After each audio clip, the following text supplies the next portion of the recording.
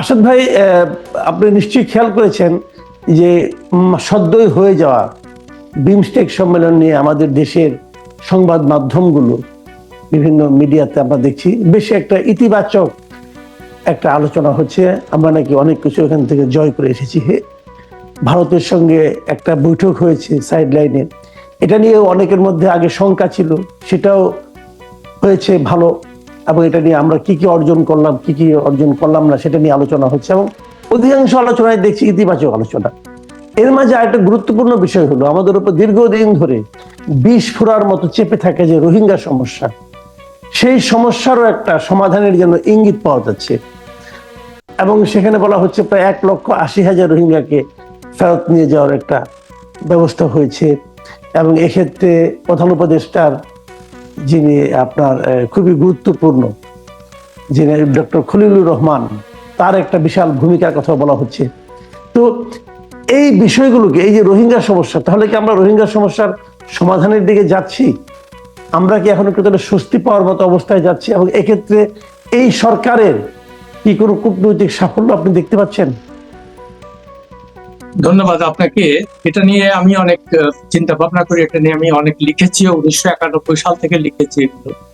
তো যাই হোক, আপনার মূল কথার জবাব দেওয়ার আগে একটা সাংবাদিকতা একটা জিনিস আমি শিখেছিলাম প্রথমে আর কি। আমাকে যখন নিউ ইয়র্ক টাইমস প্রথম হায়ার করে 1985 সালে, তো আমার বস ছিল স্টিভ ওয়াইজম্যান, কেমন খুব নাম করা সাংবাদিক আমেরিকা, দিল্লি ব্যুরো চিফ ছিল। তো তাকে আমি জিজ্ঞেস করেছিলাম, আচ্ছা ভালো সাংবাদিক হতে গেলে কি করতে হবে প্রথমে? তো সে ফার্স্ট কথাটা আমাকে বলল যে কোনো অফিসিয়ালদের কোনো কথা তুমি বিশ্বাস করবে না। সে ইংরেজিতে বলেছিল, you have to be an incorrigible sceptic, অর্থাৎ তুমি ভীষণভাবে সন্দেহবাদী হবা। বিশেষ করে সরকারি লোকজন যখন কোনো কথা বলবে, তখন তুমি কোনোভাবেই সেটাকে ফেস ভ্যালুতে নিবে না, বিশ্বাস করবে। তুমি নিজে যাচাই বাছাই করবে, নিজের জ্ঞান বুদ্ধি দিয়ে চিন্তা করবে, তারপর তুমি এটা ওদের কোনো স্টেটমেন্ট তুমি মানে সহজে বিশ্বাস করবে না যতক্ষণ নিজে তুমি ভেরিফাই না। তো এই কথাটা আমার সবসময় মনে হয়। তো আমি যখনই কোনো অফিসিয়ালদের কাছ থেকে কোনো কথা শুনি, তখন ওই স্টিভ ওয়াইজম্যানের কথা আমার খুব মনে হয়। তো এই প্রসঙ্গে আপনার এখন মূল জবাবটাতে আসি, যে আমি সত্যি কথা অর্থে রোহিঙ্গা সমস্যার আশু কোনো সমাধান আমি দেখছি না। এই কয়েকদিন আগে আমি এটা নিয়ে একটা পোস্ট দিয়েছিলাম, লম্বা পোস্ট। তো তার কারণটা হলো এই যে আপনারা যদি খবরটা দেখেন, তারা বলেছে যে আপনারা যে লিস্ট পাঠিয়েছেন, অর্থাৎ বাংলাদেশ যে লিস্ট পাঠিয়েছে 8 লক্ষের মতো, তার মধ্যে আমরা 1,80,000-কে ভেরিফিকেশন করে আমরা দেখতে পাচ্ছি যে এরা হয়তো আমাদের নাগরিক। কেমন এই কথাটা? এখন এই কথাটা কিভাবে আসলো? সেখানে তো কোনো বাইল্যাটারাল মিটিং হয়, কেমন ইনফরমাল কথা হচ্ছে। তো সেখানেই বারবার করে বলা হচ্ছে যে আমাদের প্রধান উপদেষ্টা যে হাই রিপ্রেজেন্টেটিভ খলিলুর রহমান, সে ওই মিটিং এর মধ্যে ধরেন একটা লাঞ্চ হচ্ছে, তখন সে বার্মিজ বা মিয়ানমারের যে পররাষ্ট্রমন্ত্রী, তাকে দেখেছে এবং তার কাছে সে চলে গেছে। ওখানে যেয়ে তাকে বলছে যে আমি বাংলাদেশের রমক। আচ্ছা, তো এখন এই ধরনের অনুষ্ঠানে কি হয়? ধরেন আপনি কোনো যে একটা ডিনার বা লাঞ্চে গেলেন বা কোনো একটা অনুষ্ঠানে গেলেন, আপনি দেখলেন যে আপনার এমন একজন ব্যক্তি ওখানে বসা আছেন যার কাছে আপনার কিছু দরকার আছে, তো আপনি নিজের থেকে তার সাথে যে কথা বলবেন, কেমন? তো সে ভদ্রতার খাতিরে বলবে, আচ্ছা ঠিক আছে বসেন, দেখি আমরা এটা নিয়ে আলাপ করবো, এই ধরনের কথাবার্তা যেটা আপনার নর্মালি হয়, কেমন? তো খলিল সাহেব এই কাজটাই করেছেন আর কি। কিন্তু তার যে মানে প্রধান উপদেষ্টার প্রেস উইং এটাকে এমন ভাবে ফুলিয়ে ফাটিয়ে বলছে যে উনি একটা বিশাল কাজ করে ফেলেছেন এবং উনি এটা অ্যাকচুয়ালি এই তার তালিকাটা আওয়ামী লীগ সরকারের আমলেই দিয়েছিল তাদেরকে, সম্ভবত 2019 সালের দিকে। কেমন 17 সালে তো সমস্যা, মানে এই লেটেস্ট ক্রাইসিসটা হলো 17 সাল যখন আসতে শুরু করলো। আবার এর আগে 1991 সালে আসছে, 76 সালে আসছে। যাই হোক, তো তখন ওই প্রেস উইং থেকে এমন ভাবে একটা আমাদেরকে ধারণা দেওয়া হচ্ছে যে এটা একটা, তার কারণে এই ব্রেক থ্রুটা হয়েছে। অ্যাকচুয়ালি এটা কোনো ব্রেক থ্রুই না। তো তারা তাকে বলছে যে ঠিক আছে, তোমরা যে লিস্টটা পাঠিয়েছিলে, অর্থাৎ আওয়ামী লীগ গভর্নমেন্ট যে লিস্টটা আমাদের কাছে পাঠিয়েছিল, সেটা আমরা যাচাই বাছাই করছি এবং ওখানে আমরা দেখলাম যে 1,80,000 ফেরত যাওয়ার মতো মানে তারা উপযুক্ত।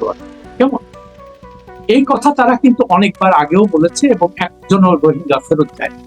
কেমন, আচ্ছা, ভালো কথা। তারপরে আপনি দেখেন আরেকটা জিনিস, এবং এই কথাটা তারা যদি আওয়ামী লীগ সরকার এখন ক্ষমতায় থাকতো, তো এটা তাদেরকেই তারা জানে। এখানে খলিলুর রহমানের কোনো ইয়ে নাই, যেহেতু সে ইনফরমালি তার সঙ্গে যে কথা বলছে আমি বাংলাদেশে, তখন তারা বলছে যে ঠিক আছে, আমরা দেখছি অলরেডি, ভালো কথা, আমরা এটা নিয়ে কাছে এই পর্যন্ত শেষ।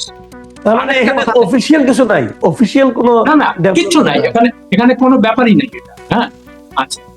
আর 2 নম্বর, আপনি যদি রোহিঙ্গাদের কথা বলেন, তো তারা ফেরত যাবে কোথায়? আরাকান, তাই না? আচ্ছা, আরাকানটা আপনি হয়তো জানেন যে আরাকানের এখন 90% দখল নিয়েছে আরাকান মুক্তি বাহিনীতে। ওটাতে কিন্তু মানে মিয়ানমারের যে মিলিটারি জানটা, তাদের কিন্তু কোনো দখল নাই। আচ্ছা, এবং এই আরাকান আর্মি এরাও কিন্তু রোহিঙ্গাদের পছন্দ করে না না তাদের বিকজ তারা মুসলমান, বুঝলেন, এই কনফ্লিক্ট বহু আগের থেকে আছে। যাই হোক, আর তারপরে ওখানে যে রোহিঙ্গারা যে ফেরত যাবে কোথায়? তাদের তো ঘর বাড়ি কিছু নাই। তো আমি যতক্ষণ আমার থাকার কোনো ব্যবস্থা না হচ্ছে, আমার নিরাপত্তা কে দেবে সেটার কোনো মানে ফয়সালা না হবে, ততক্ষণ আমি কোথায় ফিরে যাব, কার কাছে যাব? কেমন? তো ফলে এটা একটা জটিল প্রক্রিয়া। কিন্তু এই সরকারের যে মানে সততা, যেটা আমি বলবো, কূটকৌশলের আশ্রয় নিচ্ছে তারা, এবং তারা প্রত্যেকটা জিনিস খুব পজিটিভলি দেখাচ্ছে যে এটা হয়ে যাচ্ছে। অ্যাকচুয়ালি এটা কিছুই হচ্ছে না। এবং আমার লেখার মধ্যে এটা তারা কাকে দেখাচ্ছে? আমি একটু থামাচ্ছি, এটা তারা কাকে দেখাচ্ছে? এটা মানে আমাদের, এটা জনগণকে দেখাচ্ছে যে আমরা একটা বিশাল কাজ করতেছি। কিন্তু এটা কয়দিন দেখাবে? এরপর তো এটা 2 দিন পরে এটা প্রমাণ হয়ে যাবে। না, আমার কথা হলো যে যখন যে সরকার ক্ষমতায় থাকে, আমরা যেটা আশা করেছিলাম যে আওয়ামী লীগ সরকারও এই ধরনের মানে অনেক ভালো ভালো কথা বলতো এবং আশার বাণী শোনাইতো, কোনো কিছুই কাজে লাগে। তো এই সরকার তো আওয়ামী লীগ সরকার নয়, এটা একটা বিপ্লবের বাধ্য সরকার। এরা তো একটা সত্য কথাগুলো বলতো, তাই না? যে না, সমস্যা খুব জটিল, আমরা চেষ্টা করতেছি, এটা হলেই হয়ে যায়। কিন্তু এমন ভাবে দেখাচ্ছে যে এটা। আর দ্বিতীয় কথা, এই মানে প্রধান উপদেষ্টার যে প্রেস উইং, তাকে খলিলুর রহমানকে অত্যন্ত বড়ভাবে দেখানোর চেষ্টা করছে। ওই কয়েকদিন আগে তার এই শফিকুল আলমের একটা পোস্ট দেখলাম, সেখানে সে লিখেছে যে জাতিসংঘ মহাসচিব যখন আসছিলেন, তখন খলিলুর রহমান একটা বিরাট কাজ করছে, তাকে কক্সবাজার নিয়ে গেছে এবং তাকে পাঞ্জাবি করেছে। এটা একটা বিশাল ব্যাপার হচ্ছে। কেমন, এই কথাটা কোনো সাংবাদিক তাকে জিজ্ঞেস করে নাই যে বিশাল ব্যাপারটা হইলো, একটা লোক গেল ওখানে, যে ইফতার করলো, পাঞ্জাবি করলো, তাতে আমাদের সমস্যার সমাধানটা কি হলো? এ কথা কিন্তু একটা সাংবাদিক জিজ্ঞেস করছে না, বা এই প্রেস এই শফিকুল আলম তো জিজ্ঞেস করছে না যে ভাই এটার মধ্যে এক্সট্রাঅর্ডিনারি কি হইল। আর এই যে অ্যান্টোনিও গুটারেস, যে এই লোকটা তো ইউএনএইচসিআর এর প্রধান ছিল প্রায় 10 বছর। তো জিজ্ঞেস করতে হবে না ভাই, যে তুমি যে ভাই 10 বছর এখানে ছিলা, আমাদের রোহিঙ্গা সমস্যা তো তখনই শুরু হয়েছিল, তুমি কি করছো 10 বছরে? আর জাতিসংঘের কথা কেউ শোনে আজকাল? বলেন আপনি। জাতিসংঘ কি? এরা হলো ইন্টারন্যাশনাল সিভিল সার্ভেন্ট, বুঝলেন? এরা বিভিন্ন জায়গায় ঘুরে টুরে বেড়ায়, তারপরে যে দেশে যায় তার সেখানে খুব পাবলিসিটি পায়। হ্যাঁ, নিউ ইয়র্কের অবস্থান তাদের, কিন্তু নিউ ইয়র্ক টাইমস বা কোনো পত্রিকা এগুলো নিয়ে কিচ্ছু থাকে। আর আমরা খালি বলতেছি কি বারবার করে যে জাতিসংঘের মহাসচিব আসছে, একটা বিশাল ব্যাপার হয়েছে, কিছুই হয় না। কেমন, সে কয়েকদিন আসছে, ঘুরে ফিরে গেছে, ফার্স্ট ক্লাস ট্রাভেল করছে, বুঝলেন, কয়েকজনকে সাথে নিয়ে আসছে, সবাই 5 স্টার হোটেলে থাকলো, ভালো খাওয়া দাওয়া করলো, আবার ফিরে। তারপর দেখেন ওই ইস্যু কিন্তু শেষ। তো আমরা যে এই যে কৌশল গুলো নেই, এটা তো এই সরকারের কাছ থেকে আমরা আশা করি। কেমন, আচ্ছা, এখন বারবার আপনার প্রশ্ন রাখতে পারেন যে এই খলিলুর রহমানটা কি? আমরা তো দেশের জনগণ তো তাকে চেনে না, সে কে? এখন তার সম্পর্কে কিছু বলি। এটা কয়েকদিন আগে আমি তার সম্পর্কে একটা পোস্ট লিখেছিলাম, কেমন, তার উপরে ইয়ে করে। আপনি হয়তো দেখেছেন, যদি দেখে থাকেন তো কাইন্ডলি এটা লিঙ্কটা দিয়ে দেবেন, তাহলে দর্শক বা যারা পড়বে তারা বুঝতে পারবে। সে অত্যন্ত মেধাবী একজন ছাত্র ছিল। বিসিএস পরীক্ষায় 1979 সালে যে প্রথম রেগুলার বিসিএস হয় সেখানে ফার্স্ট হয়েছে। খুবই মেধাবী, কোনো সন্দেহ নেই। এবং সে যথারীতি সে জাতিসংঘে, মানে আমাদের যা হয় ফার্স্ট সেকেন্ড হলে তাদেরকে ওয়াশিংটন নিউ ইয়র্কে পাঠায়, এটা সবসময় চলে আসে, ভালো কথা, সেখানে সে গেছে। তখন ছিল এরশাদের ফরেন সার্ভিসে, সে ফরেন সার্ভিসে। আচ্ছা, ওখান থেকে সে ওই আমাদের নিউ ইয়র্ক মিশনে কাজ করছে, ফার্স্ট সেক্রেটারি এরকম একটা কিছু ছিল। যাই হোক, তো পরে সে ওই এরশাদের শালা ছিল তখন ওখানকার পিয়ার। প্রথমে মহিউদ্দিন বোধ হয়, কি মহিউদ্দিন জাহাঙ্গীর, কেমন মহিউদ্দিন জাহাঙ্গীর, রাইট, এরশাদের শালা। তো পরে আমি তার সম্পর্কে যখন জানতে পারলাম, আমি তখন হলিডেতে লেখালেখি করতাম, তো প্রায় আমাকে ফরেন সার্ভিসের লোকজন বলতো যে সে ওই এরশাদের শালাকে তেল মেরে সে বিভিন্ন রকমের কাজ করতেছে। আমার কথা হলো যে মেধাবী যে হবে সে এইগুলা করবে। যাই হোক, সেটা অন্য কথা। এখন যেটা করলো, তো সে কেমন কেমন করে সে জাতিসংঘে একটা চাকরি নিচ্ছে, বুঝলেন? চাকরি নেওয়ার নিয়ম হলো কি, নর্মালি আপনার সরকারি কোনো কর্মকর্তা যদি বিদেশি সংস্থায় যায়, নর্মালি 5 বছরের লিয়েন দেয়, যে তুমি 5 বছর পর্যন্ত কাজ করতে পারবে, আবার তুমি দেশে ফিরে আসবে। সে কিন্তু সেটা আসে না। কেমন? আপনার হয়তো মনে আছে 2001 সালে যখন তত্ত্বাবধায়ক সরকার, লতিফুর রহমানের তত্ত্বাবধায়ক সরকার হলো, হ্যাঁ, তখন হঠাৎ করে দেখলাম এই খলিলুর রহমানের নাম আবার আসলো। কেন আসলো? তাকে উনি প্রাইভেট সেক্রেটারি বানালেন। উনি নিউ ইয়র্ক থেকে তাকে, আমেরিকা থেকে তাকে উড়াই এলেন, এবং যেহেতু সে সরকারি চাকরিতে ছিল না, সেজন্য তার ডেপুটি সেক্রেটারি বা জয়েন্ট সেক্রেটারি কোনোটাই সে হয়।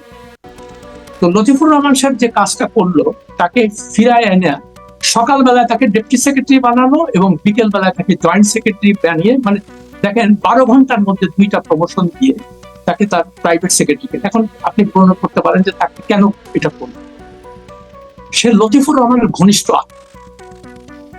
কেমন? আচ্ছা, এই হচ্ছে মূল কাহিনী। এখন ভালো কথা, সেটা ঠিক নিতেই পারে।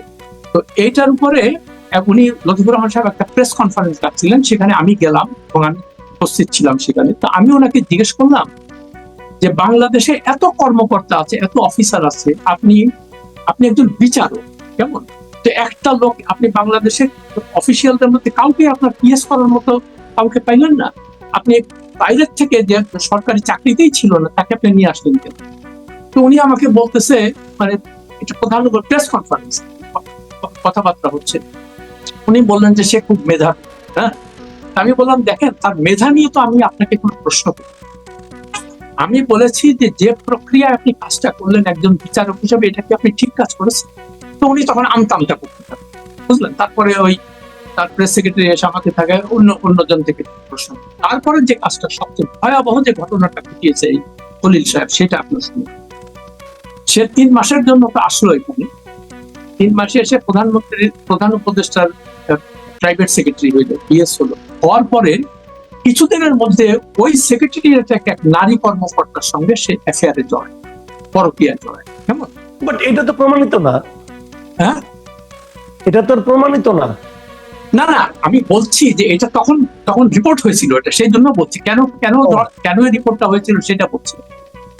ওকে। তো তারপরে খলিল সাহেব যেটা করলেন, এখন তাকে সে নিউ ইয়র্কে পোস্টিং দিল। তার কারণ খলিল জানতো যে 3 মাস পরে এখান থেকে সে চলে যাবে, তার তো সব ফ্যামিলি সব আমেরিকায় থাকে, ঠিক আছে? আচ্ছা, ভালো কথা। সে ওই তার ইনফ্লুয়েন্স খাটিয়ে সেই মহিলাকে সে নিউ ইয়র্ক মিশনে, আমাদের যে মিশন আছে সেখানে পোস্টিং দিল। তখন এই মহিলার স্বামী এই জিনিসটা জানতে পারে, এবং তার সঙ্গে যে খলিলের সঙ্গে যে তার একটা অ্যাফেয়ার হয়েছে, এটা নিয়ে মানে তাদের মধ্যে ঝগড়াঝাটি শুরু হলো। তো তখন মহিলা যখন বলল, এবং তাদের একটা প্রতিবন্ধী, তখন তার বয়স ছিল 10 বছর, সেটা পত্রপত্রিকা ছিল বলে আমি জানি ব্যাপারটা, এবং আমি এটা ঘটনাটা পুরো অবহিত। তো তখন আপনার এই ওই মহিলার স্বামী ডেকে বসলো যে না, তুমি কিছুতেই যেতে পারবা না, আমার এই ছেলেকে এইভাবে রেখে। মানে এটা নিয়ে তাদের মধ্যে প্রচুর গন্ডগোল। একদম সম্ভবত তত্ত্বাবধায়ক সরকারের মেয়াদ শেষের সপ্তাহখানেক আগে এটা নিয়ে যখন চরম তাদের স্বামী স্ত্রীর মধ্যে গন্ডগোল হয়, তখন স্বামীটা তাকে বাড়িতে ফেরার পরে তাকে গুলি করে মেরে ফেলে এবং সে নিজেও আত্মহত্যা করে। ও ভয়াবহ ঘটনা। কেমন? আচ্ছা, এই কথাটা আমি ফেব্রুয়ারি 2 তারিখে লিখেছি আমার লম্বা পোস্টে এগুলা। জি জি জি। আমার কথা হলো যে ডক্টর ইউনূস যখন তাকে এই অ্যাপয়েন্টমেন্টটা দিল, তখন তার ব্যাকগ্রাউন্ড সে চেক করবে না? যে এই লোকটা, ঠিক আছে, মেধা তো খুবই ভালো কথা, হ্যাঁ, তো মেধা হলে কি আপনি যে কোনো অপরাধ করবেন এবং পার পেয়ে যাবেন? আমি বলছি না যে সরাসরি সে জড়িত, কিন্তু সে ছিল মূল ঘটনার একটা। এবং তার চেয়েও ভয়াবহ যে ঘটনাটা ঘটেছে, সে ওই খুন এবং সুইসাইডের পরপরই, মার্ডার সুইসাইড যেটাকে বলে, সে ওই ঘটনা জানার পরপরই মেয়াদ শেষ হওয়ার আগেই সে মানে দেশ থেকে পালিয়ে চলে গেছে। আচ্ছা, মেয়াদ মানে যখন উনি চলে গেলেন তখনও উনি মানে এই চাকরিতে ছিলেন এখানকার? হ্যাঁ, তখন ওই 3 মাসের ইয়েতে কন্ট্রাক্টে আসছিল। রাইট রাইট রাইট, ওই কন্ট্রাক্ট শেষ হওয়ার আগে চলে গেছে। এই ঘটনা ঘটার পরে সে তড়িঘড়ি করে দেশ থেকে চলে গেল। কেমন? তো এখন কথা হলো যে আমি আমার পোস্টে লিখেছিলাম যে সাংবাদিকদের তো মেন কাজ হলো একটা এই ধরনের ঘটনাকে উদ্ঘাটন করা, তাই না? তো যদিও আজকে থেকে 24 বছর আগের ঘটনা, কিন্তু যেহেতু মামলাটা হয়েছিল তেজগাঁ থানায়, তো নিশ্চয়ই সেখানে একটা কিছু রেকর্ড, একটা অস্বাভাবিক মৃত্যু যদি হয় তো থানা থেকে তো মামলা হয় না একটা, যে তারা সেখানে যায়, এবং এত বড় একটা ঘটনা। তো যে কোনো সাংবাদিক, সত্যিকার অর্থে যদি সাংবাদিক এই দেশে থাকতো, তো এগুলোকে ইনভেস্টিগেট করে তার পত্রিকায় ছাপতো অথবা টিভি চ্যানেলে দিত। কেউ কিচ্ছু করে না, বুঝলেন? আমার খালি কষ্ট লাগে, এখন তো সাংবাদিকতার স্বর্ণ যুগ হওয়ার কথা, কত রকম জিনিস রিপোর্ট আছে এখন, যেগুলো আগের সরকারের আমলে করতে পারে, এখন তো করতে পারে। এদের মুশকিলটা হলো, আমার দুঃখ লাগে আমার এই সাংবাদিক মানে ভাই ব্রাদারদের জন্য বা বোনদের জন্য। এদের মধ্যে এই প্রত্যেকটা গভর্নমেন্ট এদেরকে নানান রকমের প্রলোভন দিয়ে এমন ভাবে করেছে, এরা সাংবাদিকতার যে মূল দায়িত্ব সেটা ভুলে গেছে। এখন চিন্তা করে যে আগের আমলে তো প্রেস সেক্রেটারি হইতাম, কিংবা ওয়াশিংটনে প্রেস মিনিস্টার হইতাম, দিল্লিতে যেতাম, লন্ডনে যেতাম। ডক্টর ইউনূস এসে সেই একই কাজ করেছে। আমার কথা হলো যে আপনি সাংবাদিকদের এইভাবে করাক্ট করতেছেন কেন? এটা তো আপনার কাজ না। এখন বলবে কি ওইখানে তো পোস্টিং দেওয়া লাগবে, ঠিক আছে, ইনফরমেশন মিনিস্ট্রি যারা আছে তাদেরকে দেন, যারা আগে ছিল, যে কেমন? আর ওইখানেও তো তেমন কোনো, তাদের যে তেমন কোনো কাজ নাই, সেটাও আমি মানে আমার একটা পোস্টে উল্লেখ করেছিলাম যে সাংবাদিকদের পদ পদবি, প্রেস মিনিস্টার, এগুলো দিয়ে কি হয়, এগুলো তো আমার নিজের চোখে দেখা। লন্ডনেও দেখেছি, দিল্লিতে দেখেছি, ওয়াশিংটন, নিউ ইয়র্ক। এখন কথা হলো যে এরা যাবে ওখানে, যে ওই মানে কি বলে, বেতন ভাতা নেবে, নিয়ে কিছু পয়সা করি বানিয়ে আবার চলে আসবে, এবং তারপর কোনো কাজ নাই তাদের, they have absolutely no work. তো আমার কথা হচ্ছে যে কোন সাংবাদিক এই এত বড় একটা ঘটনা যে ঘটলো, এটা নিয়ে কেউ ইনভেস্টিগেশন করবে না।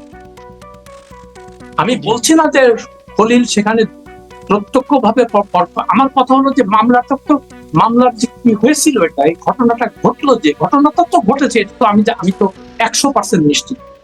এবং পরে আমি চিন্তা করলাম, অনেক দিনের ব্যাপার, এই আমার ওই পোস্ট দেখার পরে আমাকে 3 জন ফরমার অ্যাম্বাসেডর ফোন করেছে, এই খলিলের সিনিয়র কলিগ তারা প্রত্যেকে বলছে যে ঘটনা সম্পূর্ণ সত্য, সেইগুলাই করছে।